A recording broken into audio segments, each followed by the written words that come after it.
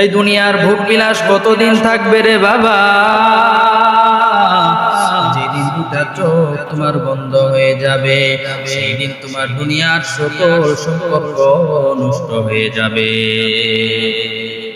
বাবা মা তোমাকে চিনবে না, ভাই বোন তোমাকে চিনবে না, সেই আত্মীয় স্বজন তোমাকে চিনবে না। আল্লাহ পাক রব্বুল আলামিন কালামে পাকের মধ্যে বলেন, ইয়াউমা ইয়াফিরুল মারউ মিন আখি। বান্দা, তুমি দুনিয়াতে এসে আমি আল্লাহকে ভুলে গিয়েছো,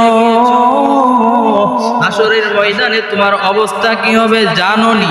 হাসরের ময়দানে ইয়াউমা ইয়াফিরুল মারউ মিন আখি,